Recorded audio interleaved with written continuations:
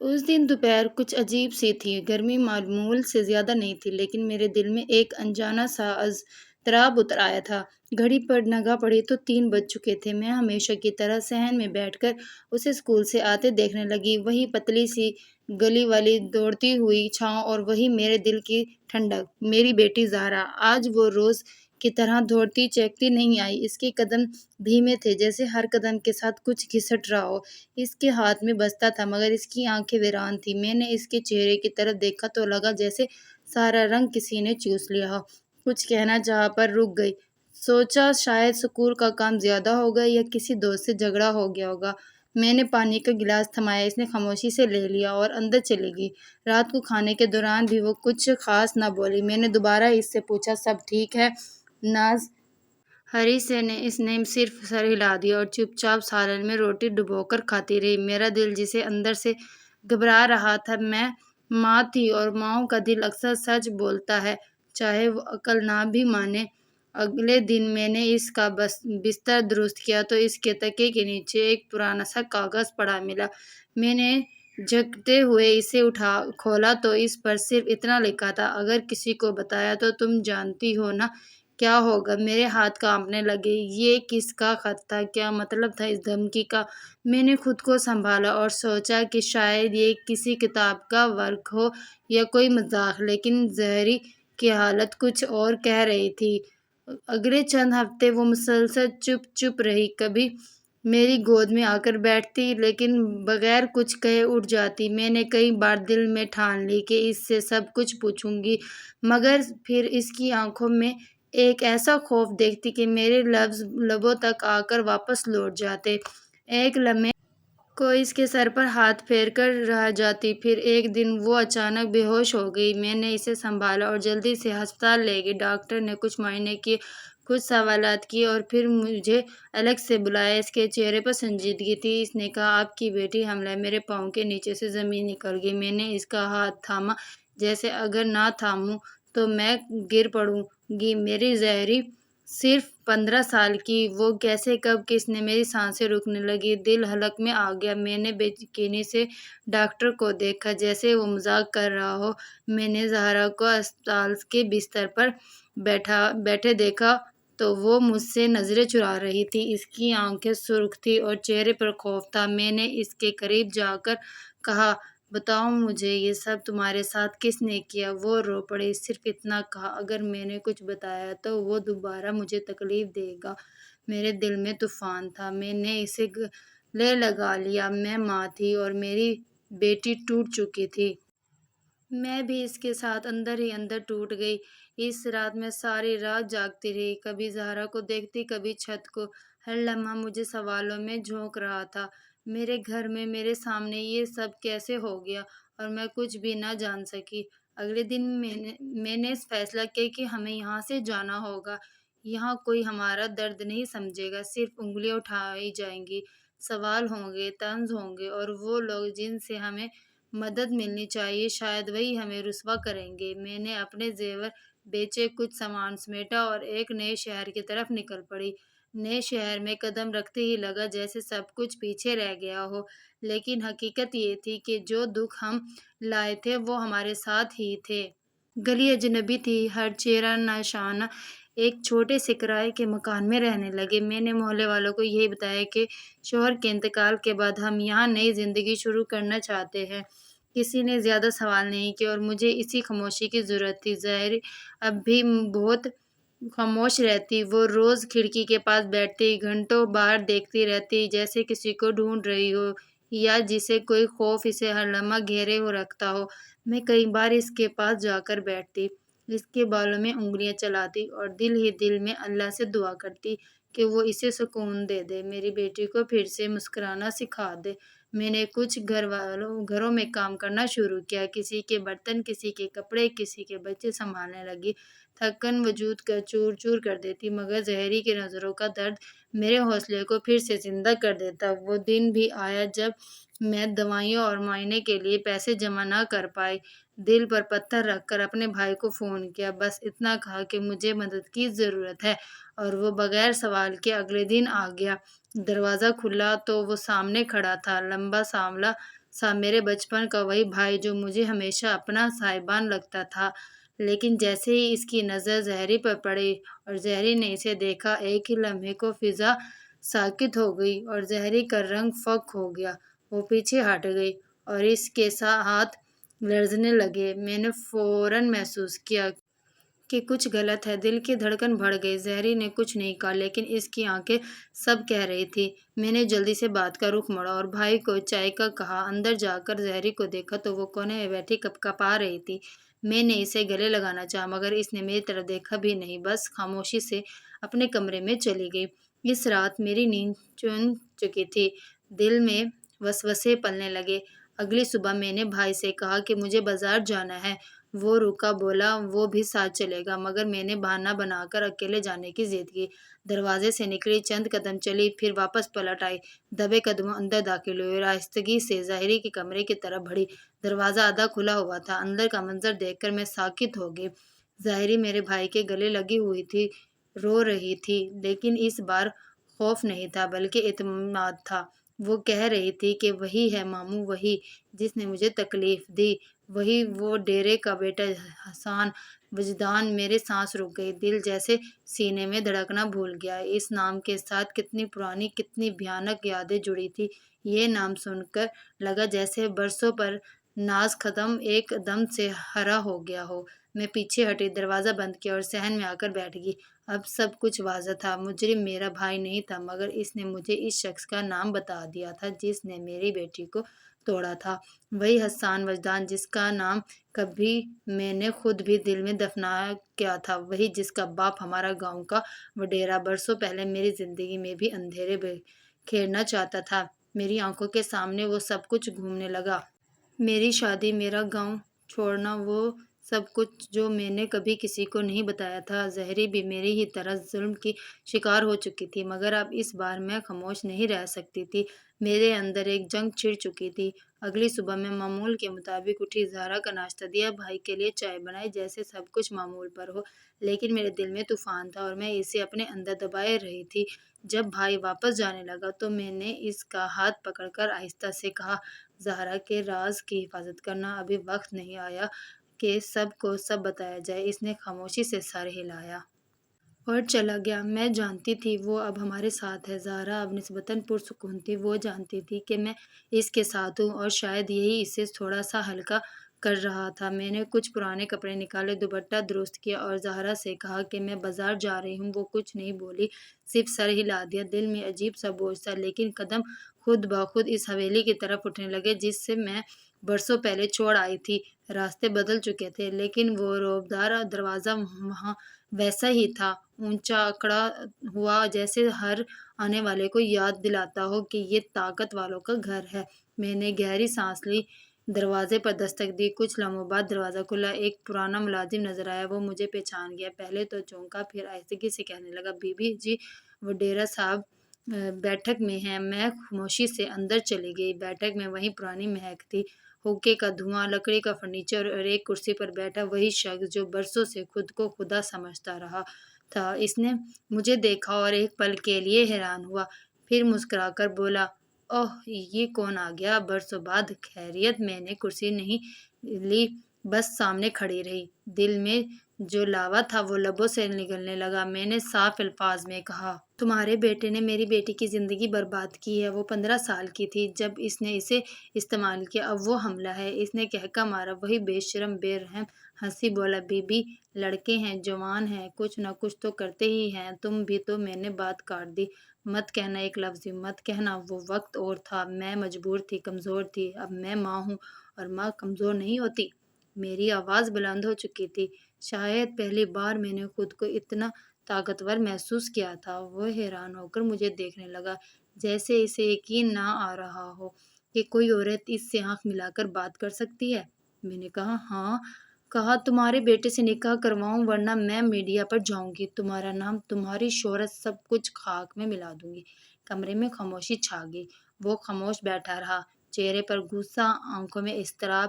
اس کا غرور چکنا چور ہو رہا تھا اور میں اسے ٹوٹتے ہوئے دیکھ رہی تھی۔ کچھ دیر بعد وہ اٹھا، کمرے کے اندر چکر لگایا اور دھیرے سے بولا، میں بات کرتا ہوں حسان سے، لیکن یاد رکھو اگر میرے بیٹے نے انکار کیا تو یہ آسان نہیں ہوگا۔ میں نے جواب میں صرف اتنا کہا، میرے لیے کوئی راستہ آسان نہیں رہا، اب جو ہوگا وہ تمہارے اور تمہارے بیٹے کے لیے مشکل ہوگا، میرے لیے نہیں۔ میں پلٹ کر باہر نکل آئی۔ واپسی کے راستے میں میرے قدم تیز تھے، دل میں ہلکی سی روشنی تھی، شاید یہ روشنی انصاف کی طرف جا رہی تھی۔ میں جانتی تھی یہ جنگ ابھی ختم نہیں ہوئی، یہ تو بس آغاز تھا۔ گھر واپس آئی تو زہرا دروازے پر بیٹھی میرا انتظار کر رہی تھی۔ میری آنکھوں میں کچھ تھا جو شاید وہ سمجھ گئی۔ ایک لمحے کو میرے گلے لگ کر بولی، امی آپ حویلی گئی تھی؟ میں نے صرف اتنا کہا، ہاں، اور یہ بھی طے کر آئی ہوں کہ اب تم خاموش نہیں رہو گی۔ اس نے کچھ نہیں کہا، مگر اس کی آنکھوں میں وہ چمک ابھری جو مدت سے غائب تھی، جسے کسی نے اندر کی امید کو جگا دیا ہو۔ 2 دن تک خاموش چھائی رہی۔ میں نے نہ فون کیا، نہ وہاں سے کوئی پیغام آیا۔ دل میں وسوسے مچنے تھے، کبھی خود سے لڑتی، کبھی رب سے کہتی اب تم ہی حافظ ہو۔ تیسرے دن سحر کے وقت فون آیا، وہی ملازم جو برسوں پہلے میرا رازدار تھا۔ مختصر سا پیغام، وڈیرا صاحب بات کرنا چاہتے ہیں، کل صبح آ جائیے۔ اگلی صبح پرانا دوپٹہ اوڑھا، چپل پہنی اور سیدھے حویلی کا رخ کیا۔ آج میرا چہرہ پہلے سے سخت تھا، آنکھوں میں جھجک نہیں تھی۔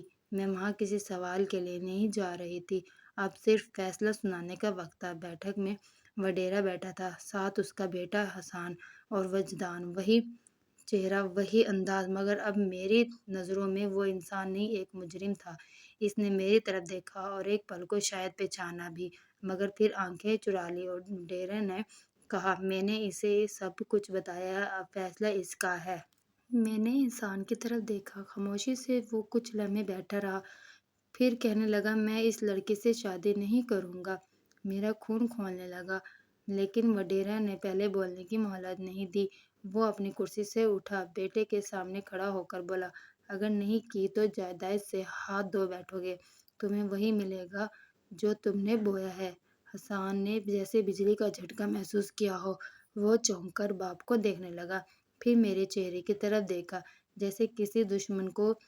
اس کی آنکھوں میں نفرت تھی، مگر اب وہ مجبور تھا۔ میں نے پہلی بار اس کے چہرے پر بے بسی دیکھی۔ اس نے کہا، ٹھیک ہے، جو آپ چاہتے ہیں ہو جائے گا، مگر یاد رکھیے یہ شادی میرے لیے سزا ہوگی، محبت نہیں۔ میں نے پلٹ کر کہا، تمہاری سزا تو ابھی شروع ہوئی ہے، اور میری بیٹی کو تمہاری محبت کی ضرورت نہیں، صرف نام چاہیے، انصاف چاہیے۔ وہ چپ ہو گیا۔ میں واپس آئی تو زہرا کو سب بتا دیا۔ اس کی آنکھوں میں خوف نہیں تھا، صرف حیرت تھی، جیسے وہ یقین نہیں کر پا رہی تھی کہ یہ سب واقعی ہو رہا ہے۔ میں نے اسے سینے سے لگایا اور کہا، تم اب اکیلی نہیں ہو زہرا، میں ہوں، اور رب ہمارے ساتھ ہے۔ اگلے چند دن نکاح کی تیاری میں گزرے، سادگی سے، خاموشی سے، بس کاغذ پر چند دستخط اور زندگی بدلنے کا اعلان۔ نکاح کے دن حسان خاموش بیٹھا تھا، جیسے کسی جنازے میں ہو۔ قاضی نے نکاح پڑھایا، زہرا کے لب سلے ہوئے تھے، مگر اس کی آنکھوں میں آنسو نہیں تھے، وہ اب مضبوط ہو رہی تھی۔ دستخط مکمل ہوئے اور میں نے دل میں شکر ادا کیا، ایک جنگ جیت لی تھی، مگر دل جانتا تھا کہ اصل جنگ اب شروع ہوگا۔ اب ہمیں اسی شخص کے ساتھ زندگی گزارنی ہے جو زخم دے چکا ہے۔ میں نے زہرا کی طرف دیکھا، اس کے چہرے پر ایک عزم تھا، اور میں جان گئی تھی کہ میری بیٹی اب صرف بیٹی نہیں رہی، وہ ایک ماں بھی ہے، اور وہ ماں جو اپنے بچے کے لیے سب سہنے کو تیار ہے۔ اس رات نیند نہیں آئی، میں چھت پر جا کر بیٹھ گئی، آسمان کو دیکھتی رہی۔ کچھ نہیں بدلا تھا، ستارے وہی تھے، ہوائیں وہیں، مگر اب میرا دل ہلکا تھا۔ میں نے وقت کے سامنے اپنا مقدمہ رکھا تھا، اور وقت نے میری گواہی کو سنا تھا۔ زہرا حویلی میں نہیں بلکہ ڈیرے کے شہر والے گھر میں حسان کے ساتھ رہ رہی تھی۔ میرا زہرا کے سوا اور کوئی سہارا نہیں تھا، اسی لیے مجھے بھی وہیں رکنا پڑا۔ حسان کا رویہ ویسے ہی رہا جیسا میں نے سوچا تھا۔ نکاح کے بعد وہ گونگا سا، اجنبی سا شخص بن گیا، نہ زہرا سے بات، نہ سلام، نہ کسی بات پر خوشی، نہ ناراضگی کا اظہار۔ وہ جیسے اپنے اندر ہی قید ہو چکا تھا۔ اکثر وہ دیر سے گھر آتا اور آ کر خاموشی سے اپنے کمرے میں بند ہو جاتا۔ زہرا کچھ نہیں کہتی تھی، اور میں اس خاموشی میں ایک عجیب سا صبر دیکھتی تھی۔ شاید وہ جان گئی تھی کہ رشتے زبردستی جوڑے سے نبھتے نہیں، وقت ظرف درکار ہوتے ہیں۔ پہلے مہینے میں ہی زہرا کی طبیعت زیادہ خراب رہنے لگی، اس کو اکثر تھکن اور کمزوری محسوس ہوتی۔ ایک دن حسان نے مجھے اپنے پاس بلایا۔ جب میں ڈرائنگ روم میں پہنچی تو حسان نظریں نیچے کے صوفے پہ بیٹھا تھا۔ وہ کچھ لمحے خاموش بیٹھا رہا، پھر آہستگی سے بولا، مجھے یہ بچہ نہیں چاہیے۔ میں نے جواب میں سخت لہجے میں کہا، یہ تمہیں اس وقت سوچنا چاہیے تھا نا، جب تم نے میری معصوم بچی پر اپنی مردانگی دکھائی تھی۔ میری بات سن کر اس نے لب بھینچ لیے۔ چند لمحوں بعد وہ اٹھ کر کمرے میں چلا گیا۔ میں یہ دیکھ رہی تھی کہ اس کی آنکھوں میں اب نفرت نہیں، الجھن تھی۔ شاید باپ بننے کا بوجھ اسے سوچنے پر مجبور کر رہا تھا۔ وقت گزرتا رہا، زہرا کا جسم بھاری ہوتا گیا، مگر اس کے چہرے پر روشنی آنے لگی، اور اب روز اپنے آنے والے بچے کے لیے کچھ نہ کچھ بناتی، چھوٹے چھوٹے کپڑے سیتی، خاموشی سے مسکراتی۔ حسان اکثر اسے دیکھتا اور بنا کچھ کہے گزر جاتا، جیسے اندر ہی اندر کچھ بدل رہا ہو۔ ایک دن میں نے اسے زہرا کے کمرے میں دروازے پر رکتے دیکھا۔ وہ اندر آ رہا تھا، کچھ لمحے ٹھہرا رہا، پھر بولا، اگر تمہیں کچھ چاہیے تو مجھے بتا دینا۔ زہرا نے چونک کر اس کی طرف دیکھا اور محض سر ہلا دیا۔ اس چھوٹے سے جملے میں شاید پہلا انسانی لمس تھا جو اس نے زہرا کو دیا تھا۔ میں نے رات کا سجدے میں سر رکھ کر شکر ادا کیا۔ شاید رب نے دلوں میں نرمی ڈالنا شروع کر دی ہے۔ شاید یہ بچہ جو ابھی دنیا میں نہیں آیا، اس گھر میں وہ روشنی لانے والا ہے جس کی ہمیں شدت سے ضرورت تھی۔ گاؤں میں ہماری کہانی آہستہ آہستہ پھیل رہی تھی۔ لوگ جو پہلے چپ تھے اب سلام کرنے لگے تھے۔ عورتیں جو پہلے زہرا سے نظریں چرا لیتی تھی اب آ کر حال چال پوچھتی تھی۔ یہ ایک نیا ماحول بن رہا تھا، اور میں جانتی تھی کہ یہ تبدیلی آسانی سے نہیں آئی۔ ہر پتھر، ہر تانا، ہر آنسو اس تبدیلی کی قیمت تھا۔ صبحوں کے ہوا میں اب پہلے جیسا بوجھ نہیں رہا تھا۔ زہرا کا چہرہ دن بدن روشن ہوتا جا رہا تھا، جیسے اس کے اندر پلنے والی زندگی اسے آہستہ آہستہ اندر سے پھر بھر رہی ہے۔ ایک شام میں کچن میں چائے بنا رہی تھی جب حسان کمرے میں آیا۔ اس نے بغیر میرے پوچھے کہا، امی اگر آپ چاہیں تو میں زہرا کو چیک اپ کے لیے ہسپتال لے جاؤں؟ میں نے گردن اٹھا کر اسے دیکھا اور دل میں حیران ہو گئی۔ میری آنکھیں شک سے دیکھنے لگی، لیکن دل نے ایک بار کہا، چھوڑ دے، شاید یہ تبدیلی واقعی ہے۔ زہرا کو جب میں نے بتایا کہ حسان خود اسے ہسپتال لے جانا چاہتا ہے تو اس نے مجھے عجیب نظروں سے دیکھا، جیسے یقین نہ آیا ہو۔ وہ صرف اتنا بولی، کیا واقعی آئے گا؟ میں نے مسکرا کر کہا، ہاں بیٹا، اور اب تمہیں اپنا دل نرم کرنا ہوگا۔ شاید وہ اپنی غلطی سمجھنے لگا ہے۔ اس دن شام کو وہ دونوں نکلے اور میں دروازے پر کھڑی دیر تک انہیں جاتے دیکھتی رہی۔ میرا دل ڈرتا بھی تھا اور دعا بھی کرتا رہا، زہرا کے لیے، اس کے بچے کے لیے، اور اس رشتے کے لیے جس کی بنیاد زخموں پر رکھی گئی تھی۔ جب وہ دونوں واپس آئے تو زہرا کے چہرے پر ایک نرم سی مسکراہٹ تھی۔ اس نے آتے ہی بتایا، آج حسان نے خود دوائی لی اور راستے میں آئس کریم بھی لے دی۔ یہ چھوٹے لمحے میرے دل کو وہ سکون دیتے تھے جو برسوں کے دکھ بھلا دیتے تھے۔ اب دن گزرتے جا رہے تھے اور زہرا کا 7واں مہینہ شروع ہو چکا تھا۔ میں نے محلے کی چند سمجھدار عورتوں کو بلایا، ان سے مشورے لیے، دیسی ٹوٹکے پوچھے اور زہرا کی ہر ممکن دیکھ بھال شروع کر دی۔ حسان بھی اب ہر شام گھر آتا، زہرا سے پوچھتا، طبیعت کیسی ہے، کچھ کھایا؟ وقت پر ان سوالوں میں روایتی شوہر جیسا کچھ نہیں تھا، لیکن یہ اس کے ظرف کی وہ جھلک تھی جو میں دیکھنا چاہتی تھی۔ وہ رات گہری اور ساکت تھی، جسے فضا بھی کسی بڑے لمحے کی منتظر ہو۔ زہرا کی طبیعت پورے دن سے کچھ بوجھل تھی، لیکن شام کے بعد اس کی کمر میں درد بڑھنے لگا۔ میں جانتی تھی وقت قریب ہے۔ میں نے حسان کو بلایا جو آج خلاف معمول جلدی گھر آ گیا تھا۔ اس نے میری طرف دیکھا اور کچھ کہنے کے بجائے فوراً زہرا کے کمرے کی طرف بڑھا۔ زہرا کا چہرہ پسینے سے بھیگا ہوا تھا۔ میں نے اس کے بالوں کو پیچھے کیا، پانی پلایا اور حسان کو ہسپتال لے جانے کو کہا۔ وہ ایک لمحے کے لیے گھبرا گیا، شاید پہلی بار وہ ایک ذمہ داری کو اتنے قریب دیکھ رہا تھا۔ پھر تیزی سے گاڑی نکالی اور ہم دونوں اسے ہسپتال لے گئے۔ ساری رات ہسپتال کی سفید روشنیوں تلے گزری۔ ہر گزرتے لمحے میں میری دعائیں اور سانسیں ایک ساتھ بندھتی جا رہی تھیں۔ میں نے کبھی سوچا بھی نہیں تھا کہ میں اپنی 15 سالہ بیٹی کو ماں بنتے ہوئے یوں دیکھوں گی، لیکن آج وہ لمحہ آ گیا تھا۔ اس کا ہاتھ میرے ہاتھ میں تھا۔ وہ بار بار میری طرف دیکھتی، جیسے صرف میری آنکھوں سے حوصلہ لے رہی ہو۔ رات کے پچھلے پہر کمرے سے بچے کے رونے کی آواز آئی۔ میں ساکت ہو گئی، جیسے ساری کائنات چند لمحوں کے لیے رک گئی ہو۔ پھر نرس باہر نکلی اور کہا مبارک ہو بیٹا ہوا ہے۔ میں نے آنکھیں بند کر کے شکر ادا کیا۔ رب نے میری زہرا کو نئی پہچان دی تھی۔ اب وہ صرف ایک بیٹی یا مظلوم لڑکی نہیں بلکہ ایک ماں تھی۔ میں کمرے میں داخل ہوئی تو زہرا نیم بے ہوشی کی حالت میں بچے کو دیکھ رہی تھی۔ میں نے اس کے ماتھے پہ بوسہ دیا اور کہا یہ تمہاری جیت ہے زہرا، تم نے ہر زخم، ہر تانا، ہر خوف کو اس کی ایک زندگی کے لیے سہ لیا۔ حسان دروازے کے باہر کھڑا تھا، تھکا ہوا، شاید گھبراہٹ سے لبریز، مگر اس کی آنکھوں میں ایک ایسی حیرانی تھی جو میں نے پہلے کبھی نہ دیکھی تھی۔ میں نے بچے کو اس کی طرف بڑھایا تو وہ چند لمحے تکتا رہا، پھر آہستہ سے قدم آگے بڑھائے۔ اس نے جھک کر اپنے بیٹے کو دیکھا اور آہستہ سے کہا یہ میرا بیٹا ہے۔ اس کے لہجے میں نرمی تھی جیسے کوئی برف پگھل رہی ہو۔ زہرا نے آنکھیں کھول کر حسان کو دیکھا اور صرف اتنا کہا اسے اچھا انسان بنانا، یہی اب تمہاری زندگی کا مقصد ہوگا۔ حسان نے سر ہلایا، شاید اس سے ایک لمحے میں اسے پہلی بار اس رشتے کا مطلب سمجھ آیا تھا۔ اگلے دن ہسپتال کے کمرے میں عیادت کے لیے گاؤں کی ایک عورت آئی جسے میں بچپن میں جانتی تھی۔ وہ خاموشی سے زہرا کے پاس بیٹھی، کچھ دیر بچے کو دیکھا، پھر بولی ہم نے تمہیں اکیلا سمجھا تھا لیکن تم نے دکھا دیا کہ اکیلی ماں بھی پوری فوج ہوتی ہے۔ میں نے اس جملے کو دل پر لکھ لیا۔ گھر واپسی پر ہم سب بدل چکے تھے۔ زہرا اب وہ لڑکی نہیں رہی تھی جو خوف میں سسکتی تھی، اب وہ ایک ماں بن چکی تھی۔ اور حسان وہ شاید اب بھی مکمل بدلا نہیں تھا لیکن اس کے وجود میں ایک نرم دائرہ بن چکا تھا جو بچے کے ہر لمحے گہرا ہوتا جا رہا تھا۔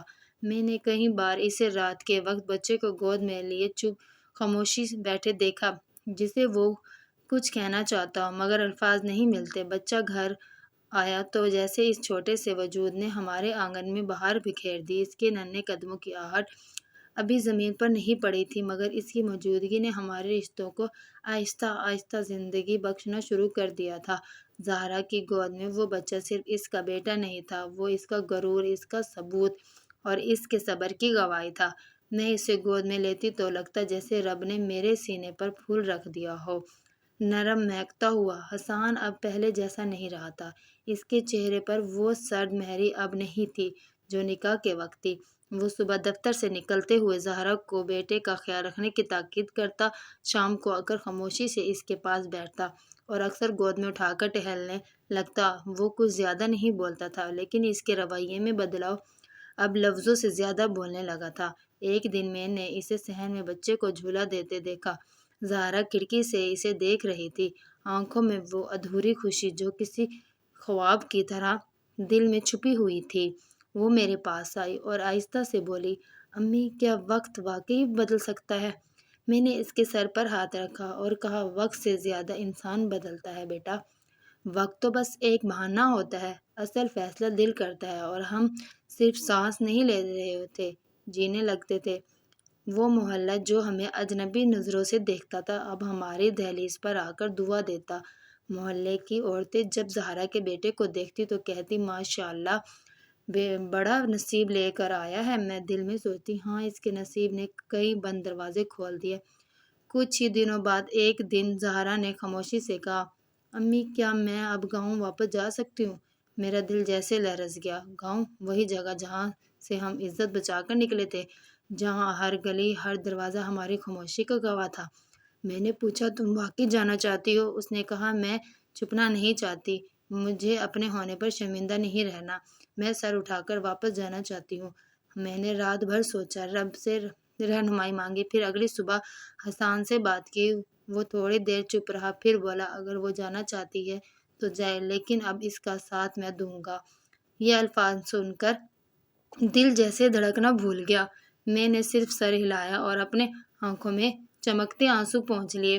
گاؤں واپسی کا دن آ گیا۔ ہم تینوں میں زہرا اور حسان اپنے بیٹے کے ساتھ اس زمین پر قدم رکھنے جا رہے تھے جہاں کبھی زمین پیروں کے نیچے سے نکل گئی تھی۔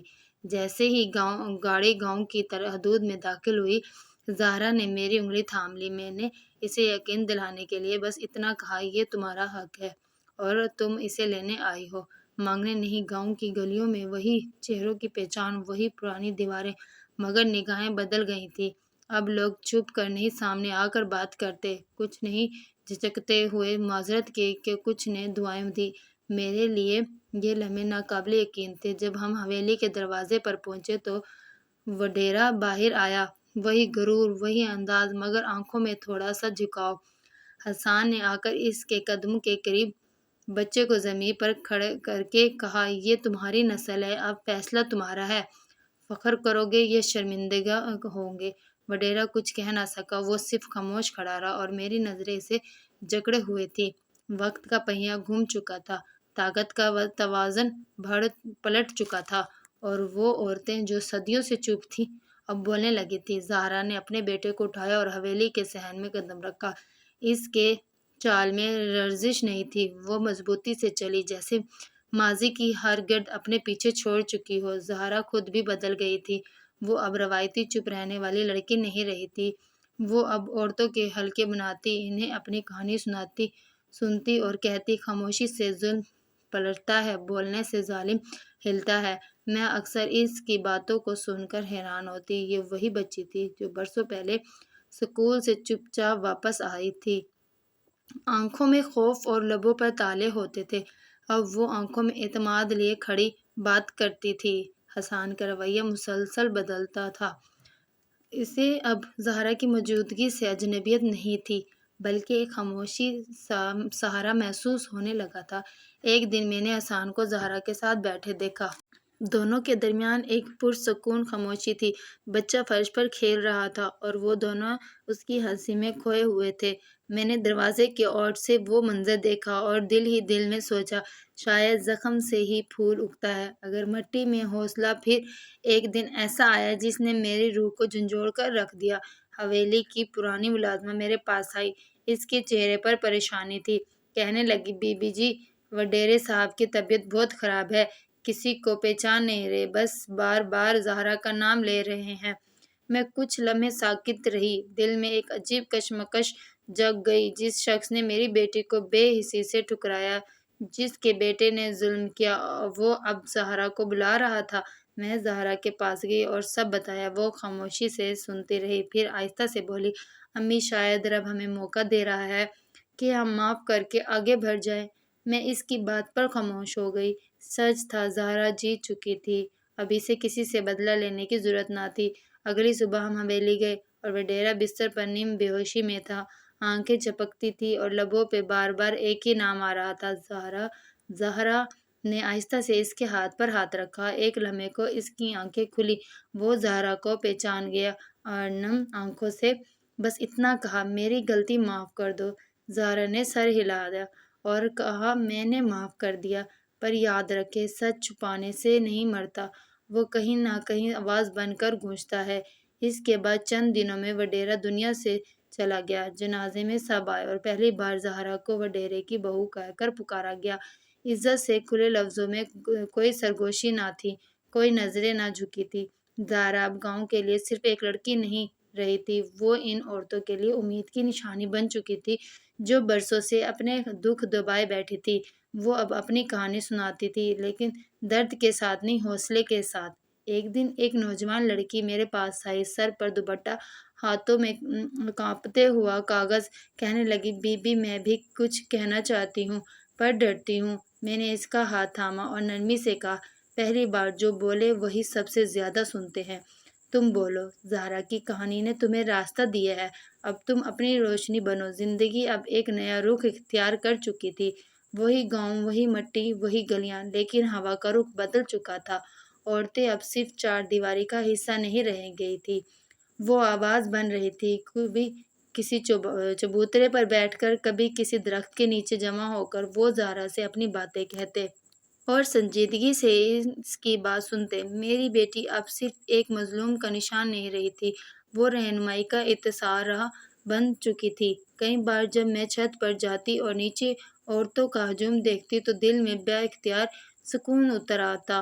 زہرا ان سب سے الگ نہیں لگتی تھی، ان جیسی ہی دکھوں کے ساتھ تھی، لیکن فرق یہ تھا کہ وہ اب ان کے لیے امید تھی، وہ ان کی بہن، دوست اور رہنما تھی۔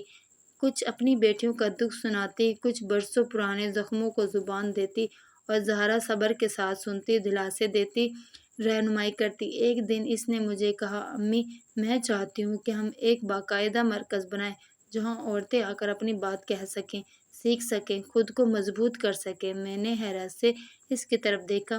میری وہی بیٹی جو چند سال پہلے سہم کر بات بھی نہیں کرتی تھی، اب ایک مشن پر تھی۔ میں نے پوچھا، تمہیں یہ سب کرنے کا حوصلہ کہاں سے ملا؟ اس نے میرے ہاتھ تھامے اور کہا، آپ سے امی، آپ نے اس وقت میرے لیے کھڑا ہونا سکھایا جب سب نے منہ موڑ لیا تھا۔ زہرا نے گاؤں کے پرانے اسکول کی خالی عمارت کو نئے مرکز کے لیے چنا۔ ہم نے اسے صاف کیا، رنگ کروایا، چند چٹائیاں بچھائی اور ایک تختی دروازے پر لگا دی، روشنی مرکز برائے خواتین۔ اس دن جب وہ تختی ٹانکی گئی تو میری آنکھوں میں آنسو آ گئے۔ روشنی، ہاں، یہ وہی لفظ تھا جو میں برسوں سے اپنے لیے مانگتی آئی تھی۔ آج وہ میری بیٹی کے ہاتھوں دوسروں تک پہنچ رہا تھا۔